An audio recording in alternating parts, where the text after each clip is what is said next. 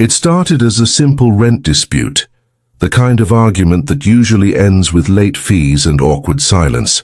But this time it spiraled into something far darker. A tenant, bold and unyielding, decided she could outsmart the system by refusing to pay a single cent. What followed was a chain of defiance, manipulation and chaos that shook the quiet apartment community to its core. Neighbors whispered, the landlord's patience cracked, and the tension built to a breaking point. And when the sheriff finally arrived, the truth came crashing down in a way no one expected. Michael Turner had always considered himself an ordinary man with an extraordinary sense of responsibility.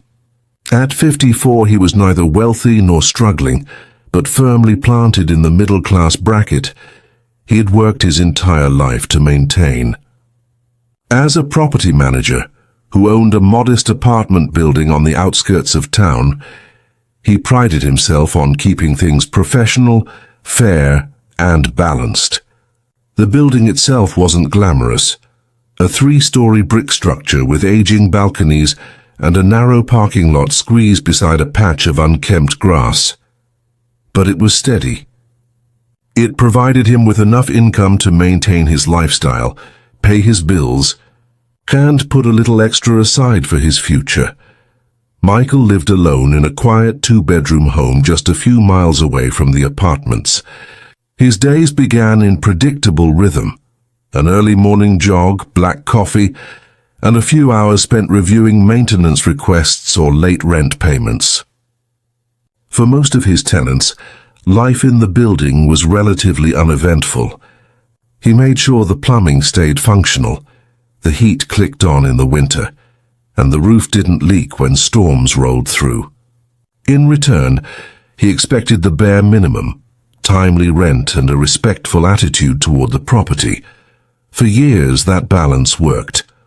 He had long-term tenants who greeted him with polite nods when he came by for inspections. Some sent him holiday cards. Others paid their rent early without fail. Michael liked to think he ran a building that felt less like a revolving door of strangers and more like a small interconnected community. Of course, there were occasional challenges. A tenant who left in the middle of the night without notice, another who forgot to take their trash out for weeks, creating a lingering smell in the hallway. But these things passed quickly. Problems were resolved and life carried on. What he didn't realize was that his steady, predictable world was about to be disrupted in a way he had never experienced before. The signs were subtle at first, almost invisible in the daily shuffle of his work. In late spring, as the weather warmed and flowers bloomed across suburban lawns, Michael noticed a few unsettling changes in the building. One of his newer tenants, a woman named Erica, had started drawing attention in ways that were difficult to ignore. She had only been living in the apartment for 3 months, renting a second-floor unit with a wide balcony overlooking the parking lot. At first glance, she seemed ordinary, mid-30s, fashionable in a casual sort of way, with long dark hair she often tied in a loose bun, and an air of confidence that made her stand out among quieter neighbors. When she moved in, she had been polite, almost charming. Michael remembered her application process clearly. She had assured him she was reliable, responsible, and financially stable. Her rental history was thin but not alarming, and her references, though vague, gave him no reason for concern. He signed the lease without hesitation, but soon small inconsistencies began to creep into the picture. First, it was the delayed rent payment in her second month. She brushed it off as a banking issue, promising it would never happen again. Michael, not wanting to be overly harsh, let it slide. Then there was the complaint from a neighbor about loud music blasting late at night. When Michael asked Erica about it, she laughed lightly, apologizing but brushing the issue aside as though it wasn't serious. Michael was not the type to jump to conclusions. He believed in giving people chances, in assuming the best until proven otherwise. But something about Erica left him unsettled. Even in these early moments, she had a way of smiling through confrontation, of downplaying problems in a way that made him feel as though he was being unreasonable for even noticing them. It wasn't a trait he could put into words, but the sensation lingered. Still, life went on. He tended to repairs, adjusted the rent ledger, and tried to push the nagging doubts to the back of his mind. He told himself it was nothing more than the usual hiccups of managing tenants. But beneath that calm exterior, unease was growing like a hairline crack in the foundation of a home, invisible at first but destined to widen. Michael's personal life was simple and solitary. Twice a week, he met his old friend Robert for dinner at a small diner near the highway. On Sundays, he called his sister, who lived across the country, and shared updates about work and life. He didn't date much anymore, finding comfort instead in routine. The apartments were his livelihood, his stability, and in many ways his identity. To him, they represented decades of effort. Every late-night shift he had worked in his younger years to save money for the down payment, every carefully considered repair to keep the building running. It wasn't just business. It was personal. That was why, when trouble started brewing, it cut so deeply. Summer rolled in, bringing longer days and warmer nights. The tenants hosted small gatherings on their balconies, children played in the parking lot, and the building hummed with seasonal energy. But Michael's attention kept returning to Erica. He noticed her car parked in strange positions, blocking others. He saw packages piling up outside her door for days before she bothered to bring them in. He heard snippets of conversations between neighbors, whispers that hinted at tension building in the hallways. The tipping point, though, was the rent. When July's payment didn't arrive, Michael sent a polite reminder. No response. A week passed. He tried again. Still nothing. By the time 2 weeks had slipped by, his patience was thinning. He drove to the building, knocked on her door, and waited. No answer. Yet he could hear movement inside. Footsteps, the muffled sound of a television. He knocked again, firmer this time, but she refused to acknowledge him. Michael left that day with a strange knot in his stomach. Something wasn't right, and he knew it. Erica wasn't just late. She was deliberately ignoring him. The realization settled over him like a storm cloud. This wasn't a misunderstanding, and it wasn't an accident. For the first time, Michael felt the weight of a challenge, unlike any he had faced in his years of managing the property. What had once been a quiet, predictable life was shifting beneath his feet. The building that had always felt like his stronghold was beginning to feel unstable. And though he didn't know it yet, the coming months would test every ounce of his resolve. For now, all he had were questions, and the unsettling knowledge that something far bigger than a late rent check was about to unfold. Michael tried to convince himself that Erica's silence was temporary, that she would eventually respond with an apology and a check to make things right. But the days stretched into weeks, and silence hardened into defiance. Every attempt at contact, phone calls, emails, polite notes slipped under her door, went unanswered. She had drawn a line, and she wasn't budging. For the first time in years, Michael felt powerless in his own building. He had dealt with late payments before, but never with such blatant disregard. Normally, a tenant would at least acknowledge his messages, even if the money was delayed. Erica, however, acted as though he didn't exist. It was as if she had declared war in the most subtle, unnerving way possible, by pretending he wasn't there. The other tenants began to notice. Mrs. Klein, who lived directly beneath Erica, complained about the constant thumping overhead, the dragging of furniture across the floor at odd hours of the night. A young couple whispered that they saw strangers coming and going from her apartment at all hours, some carrying bags, others leaving behind piles of trash near the dumpsters. The building's quiet harmony was unraveling, thread by thread, and at the center of it all was Erica. Michael decided to escalate his approach. He sent a formal late notice, outlining the rent owed and the potential consequences of non-payment. He slid the letter under Erica's door, his pulse racing as he walked away. But instead of softening her stance, Erica doubled down. Days later, he returned to find the letter ripped into shreds and stuffed back into his mailbox. That single act felt like a declaration, not just of defiance, but of mockery. She wasn't just ignoring him anymore. She was taunting him. The landlord in him wanted to respond swiftly with legal action, but the human side hesitated. Lawsuits, filings, sheriffs, these were extreme measures, ones Michael had only resorted to twice in his career. Both times had been stressful, drawn-out ordeals that left him drained.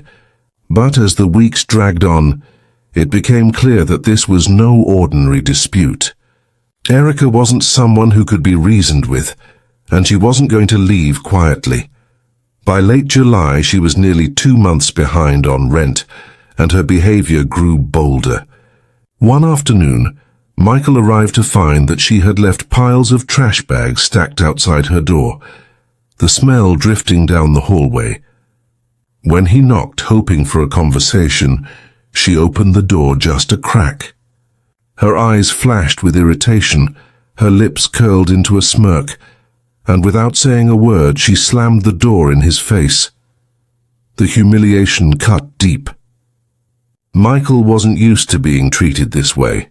Not by tenants, not by anyone. He returned to his car that day with his fists clenched, the steering wheel groaning under the pressure of his grip. For the first time, he realized just how personal this conflict had become. The building itself seemed to absorb the tension. Neighbors grew restless, their complaints piling higher each week. The couple on the first floor reported loud arguments spilling out from Erica's unit, voices shouting late into the night. Packages left for other tenants began disappearing, only to reappear days later, ripped open near the dumpster. One tenant claimed they saw Erica herself tossing a cardboard box filled with someone else's mail into the trash. Whether or not those claims were true, Michael couldn't be certain. But the perception was enough to spread unease. The once quiet building now buzzed with whispers and speculation, and Michael found himself at the center of it all, expected to take action. He began researching eviction procedures, his laptop screen glowing late into the night.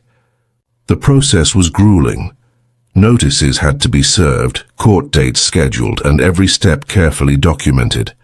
One misstep, and the case could fall apart, leaving him even more vulnerable. Still, he knew he had no choice. When he delivered the official eviction notice, taping it firmly to Erica's door, his hands trembled. He stood there for a moment, staring at the bold lettering, the legal language spelling out the consequences of her defiance. It was a line in the sand, a signal that he was done playing games. But Erica's response was more shocking than he could have imagined. The very next day, Michael discovered a handwritten note taped to his front door at home. The message was short but chilling. "You'll regret this." The handwriting was jagged, rushed, as though scribbled in anger. Michael's stomach turned. She had crossed a boundary, from tenant to tormentor, from the confines of the apartment building into his personal sanctuary. He stared at the note for a long time, the paper fluttering slightly in the summer breeze, before tearing it down with shaking hands. That night, sleep refused to come. Every creak of his house felt louder, every shadow in the corner of his vision darker. He couldn't shake the thought that Erica had been there, standing on his porch, close enough to peer through his windows if she wanted. The thought chilled him to his core. He doubled his efforts to push the eviction forward. Court filings were made, the date set weeks in advance. But Erica wasn't done. She seemed to sense his growing desperation, and she used it to her advantage. The harassment escalated. One morning, Michael arrived at the building to find graffiti scrawled across the side wall. Slumlord. The letters were large, black, dripping with fresh paint. Though he had no proof, he felt certain Erica was behind it. The tenants gathered in small groups, pointing, whispering, looking at him with questions he couldn't answer. Later that week, the building's main entry door was found propped open with a brick, allowing anyone from the street to wander inside.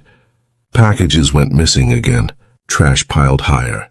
The sense of safety tenants once had begun to erode, replaced by anxiety and anger. Several confronted Michael directly, demanding to know when he was going to fix this mess. The weight of their expectations crushed him. He wasn't just fighting Erica anymore, he was fighting for the trust of everyone in the building. As the court date approached, Michael felt the tension coil tighter around him, like a spring ready to snap. He could hardly step into the building without bracing for the next confrontation. Every knock on his door, every phone call sent a jolt of adrenaline through his body. Then came the most shocking move yet. A week before the hearing, Michael received an envelope in the mail. Inside was a copy of his court filing, but scrawled across the margins were crude insults and threats. Liar. You'll lose everything. We'll see who pays. It was more than harassment. It was psychological warfare.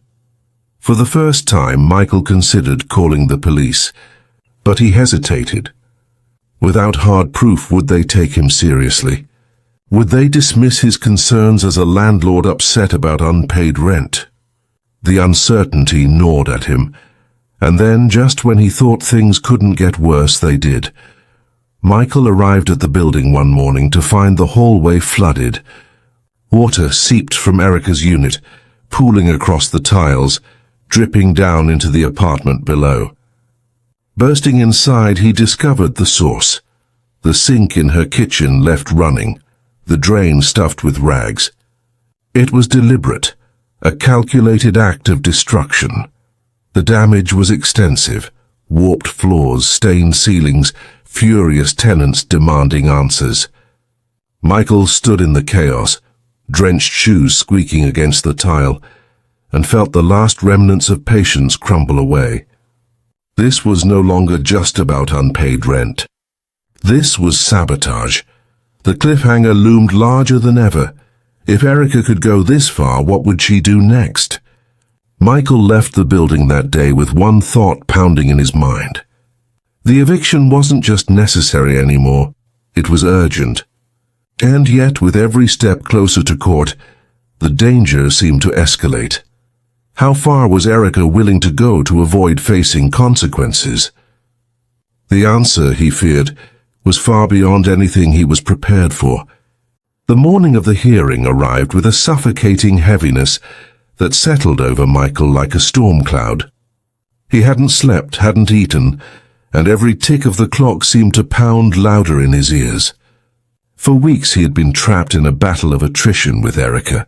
Silent refusals, mocking threats, property damage, harassment. But today it would all come to a head. Today, there would be no more hiding behind slammed doors or scribbled notes. Today she would have to face the consequences. The courthouse felt colder than he remembered. Its marble floors echoed beneath his shoes, the air heavy with the scent of dust and disinfectant. Tenants had whispered that Erica might not even show up, that she would find some excuse or try to stall the process yet again. But Michael knew better. He knew she relished the fight. And sure enough, as the courtroom doors opened, Erica strutted inside. She was dressed not in humility, but in defiance. Black sunglasses covering her eyes, a smirk curling her lips, her steps loud against the tile, as though announcing her presence. Behind her trailed a friend, or maybe just someone she'd convinced to lend moral support. Michael felt his pulse quicken. He wasn't just battling a tenant who refused to pay. He was battling a woman who seemed to thrive on chaos. When the case was called, Michael's attorney outlined the facts: months of unpaid rent, deliberate property damage, harassment that had shaken both landlord and neighbors. He presented the photos: the flooded hallway, the graffiti, the piles of trash. Each piece of evidence landed like a blow, the story building into a damning portrait of Erica's defiance. But Erica wasn't cowed. When it was her turn to speak, she leaned into the microphone with an ease that bordered on arrogance. She spun stories about unsafe conditions, fabricated excuses about repairs never made, and painted herself as the victim of a cruel, greedy landlord. Her words were sharp, deliberate, designed to sow doubt in the judge's mind. And for a moment, Michael felt the ground shift beneath him. The tension in the room was unbearable. Each side hurled their version of the truth, and each statement seemed to carve deeper lines of division. Then finally the judge leaned forward, his voice steady and clear. He acknowledged the evidence, the unpaid months, the threats, the destruction. His ruling came like the crack of a gavel against wood. Erica was to vacate the premises. Michael exhaled a breath he hadn't realized he was holding. Relief washed over him, but it was laced with dread, because he knew the hardest part was still ahead. Winning on paper was one thing. Getting Erica out was another. Days later, the moment arrived. The sheriff's vehicle pulled up to the building, the metallic gleam of authority unmistakable. Tenants peeked through curtains, whispered in hallways, anticipation buzzing like static in the air. This wasn't just Michael's battle anymore. It was a spectacle, a climax that the entire building had been waiting to witness. Michael stood outside, hands buried deep in his pockets, heart pounding. He wasn't sure if Erica would go quietly, or if she had one last act of defiance planned. The sheriff approached her door, his knock firm and commanding. Silence followed. A long, breathless pause stretched across the hallway. Then slowly the door creaked open. Erica appeared, arms crossed, her expression a cocktail of fury and disdain. She scanned the small crowd that had gathered, neighbors lingering at door frames watching with wide eyes. And for the first time, her smirk faltered. The power she had wielded for months was slipping, evaporating in the face of authority she couldn't manipulate. The sheriff's voice was calm but final. She had to leave, now. Michael's heart thudded in his chest as he watched her reaction. For a moment it seemed she might comply, that perhaps the weight of the law had finally crushed her arrogance. But then she erupted. Her voice rose sharp and venomous, spewing accusations, insults, curses that echoed down the hallway. She screamed about injustice, about being targeted, about everyone conspiring against her. Her words dripped with venom, but they rang hollow in the presence of the sheriff's steady gaze. The spectacle drew more eyes. Doors opened. Tenants stepped into the hallway. Phones appeared in trembling hands to capture the chaos. What had once been whispered in private was now playing out in the open, raw and unfiltered. When the sheriff stepped forward, Erica's bravado crumbled further. She threw her belongings into a bag, her movements frantic and jerky. Every slam of a drawer, every toss of an object into her duffel was a violent punctuation to her humiliation. And still she spat words at Michael, calling him a monster, a liar, a parasite. Michael didn't respond. He stood still, watching, his silence heavier than any rebuttal, because the truth was no longer in dispute. Everyone could see it. Everyone could hear it. Minutes stretched into an eternity, but finally Erica stormed out of the apartment, her bag slung over her shoulder. The sheriff followed close behind, ensuring every step of her exit was final. As she passed Michael, she paused for a heartbeat, her eyes locking on his. Hatred burned there, raw and unyielding, But beneath it was something else, the bitter sting of defeat. And then she was gone. The hallway erupted in hushed murmurs, neighbors exchanging looks of relief, disbelief, even quiet celebration. For the first time in months, the air felt lighter. The tension that had suffocated the building was breaking apart, dissolving in the wake of her departure. But for Michael, the moment was bittersweet. He had fought, he had endured, he had won, yet the victory came at a cost. The sleepless nights, the stress, the sense of violation still clung to him like shadows. Watching Erica disappear down the street, he realized the scars of the conflict would linger long after she was gone. Still, there was power in the sight of justice served, of authority stepping in where patience had failed. He thought of the threatening note taped to his door, the shredded letters, the flooded hallway, and he felt a grim satisfaction. Erica had believed she could outwit, outlast, outplay him, but in the end, the law had spoken louder than her chaos. Back inside, tenants approached him with cautious gratitude.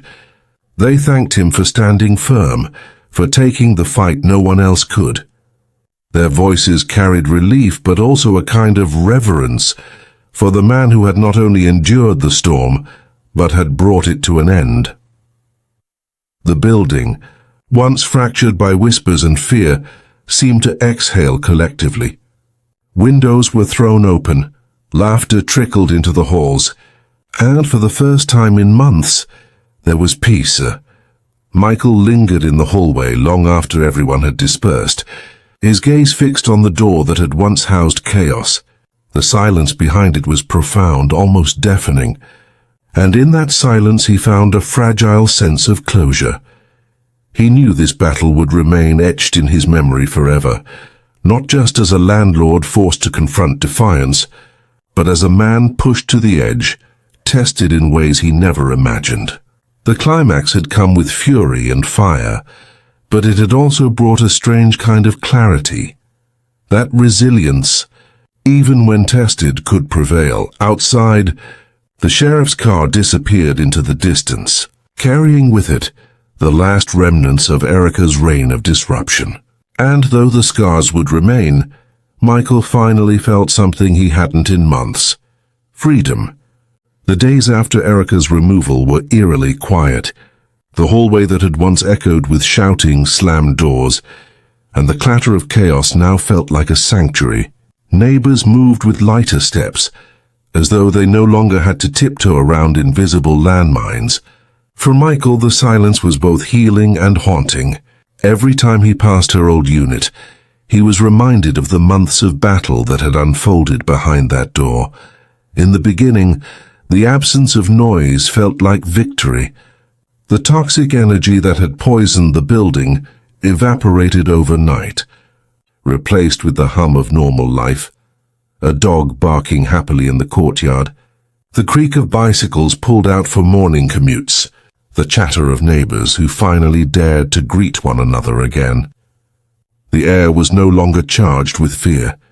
It was lighter, fresher, almost celebratory, but beneath that surface peace, scars lingered. Michael couldn't shake the tension in his shoulders, the way his heart raced at the smallest unexpected sound.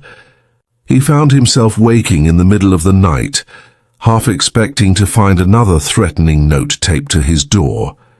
It took time for his mind to accept that Erica was gone, that her reign of intimidation was truly over.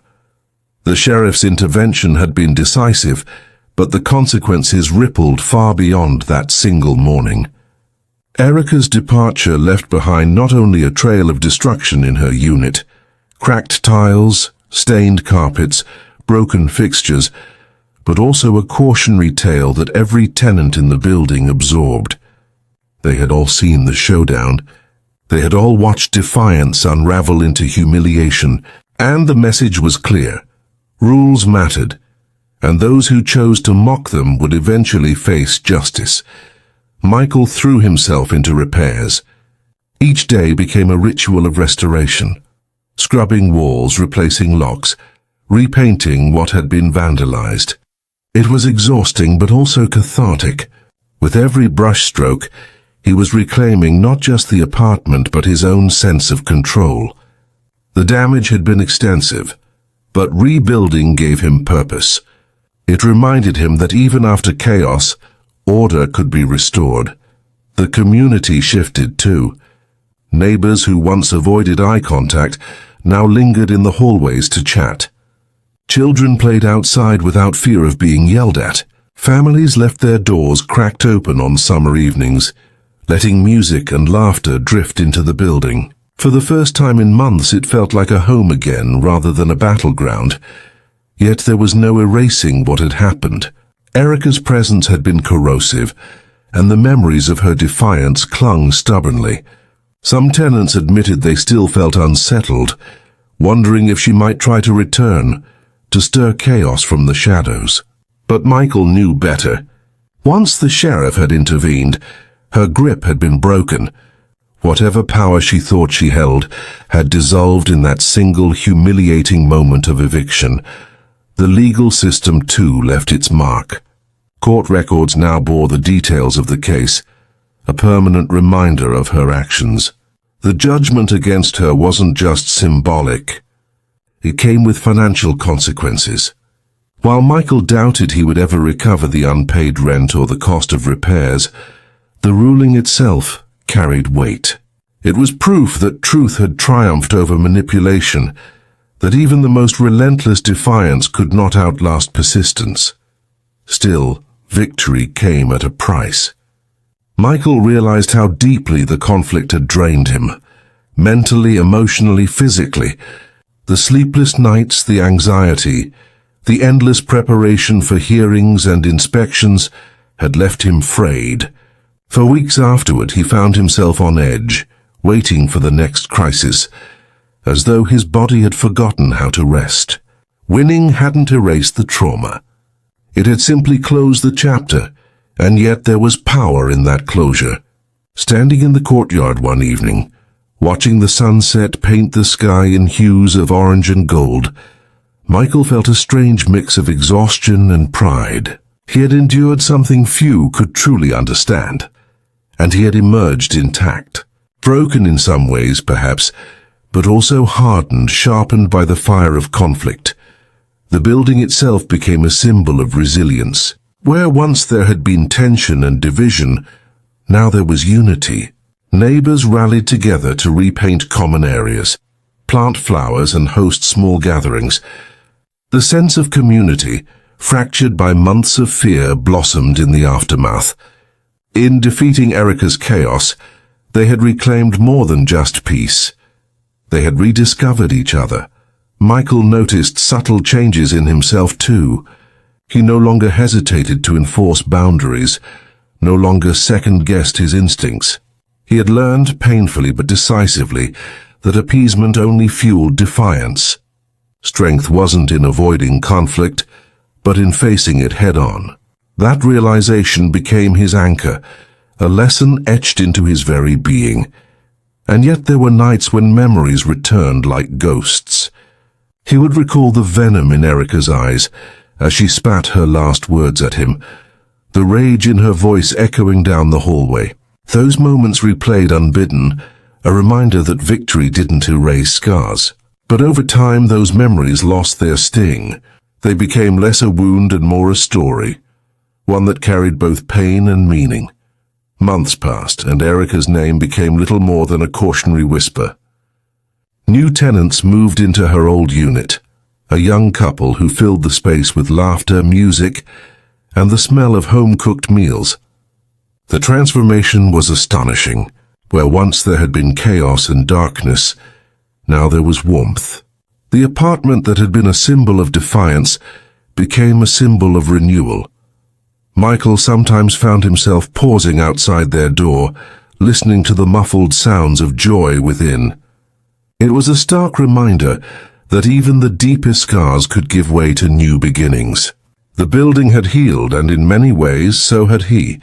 But beyond the walls of that apartment, the story carried weight. Other landlords reached out, curious about how he had navigated the ordeal. Some tenants in the city heard whispers of the eviction case and spoke of it as though it were a legend. Michael realized that his struggle had resonated far beyond his building. It had become a story of persistence, of justice served against overwhelming odds. In quieter moments, Michael reflected on the irony. Erica had fought so fiercely to resist, to control, to manipulate. Yet in the end, her actions had only strengthened the very community she sought to divide. Her reign had ended not with triumph, but with humiliation, and her absence had allowed healing to flourish. Justice had been served, not in the sense of retribution, but in the restoration of balance. The law had stepped in, yes, but so had resilience, community, and truth. Together, they had undone the damage of defiance and reclaimed what had been stolen: peace. For Michael, the greatest impact wasn't the legal victory or even the quiet of his building. It was the transformation within himself. He had learned to stand firm, to trust his instincts, to weather storms with patience and strength. What once felt like unbearable suffering now felt like a crucible, one that had forged him into someone stronger, more certain, more unyielding. Still, he wondered sometimes what had become of Erica. Had she found another place to live? Was she tormenting someone else with her defiance? Or had the humiliation of that day finally broken through her arrogance, forcing her to confront her actions? The questions lingered unanswered, but in the end they no longer mattered. She was gone, and her shadow no longer stretched across his life. The story closed not with triumphal celebration, but with quiet resilience. The community healed, Michael rebuilt, and justice, though imperfect, had been delivered. The scars remained, but so did the strength that came from surviving them. As Michael stood once more in the courtyard, watching the lights flicker on in each apartment, he realized the true lesson of the ordeal. Power built on fear and manipulation could never last. It always collapsed under its own weight. What endured was resilience, truth, and the courage to stand firm in the face of defiance. And as the evening deepened, he asked himself the question that still echoed. In a world where chaos so often masquerades as strength, how many others were fighting battles just like his, waiting for justice, waiting for peace? The answer, he knew, would come not from silence, but from the stories told, the lessons shared, and the courage passed forward. His battle had ended, but its impact would ripple far beyond the walls of his building. And in that he found peace,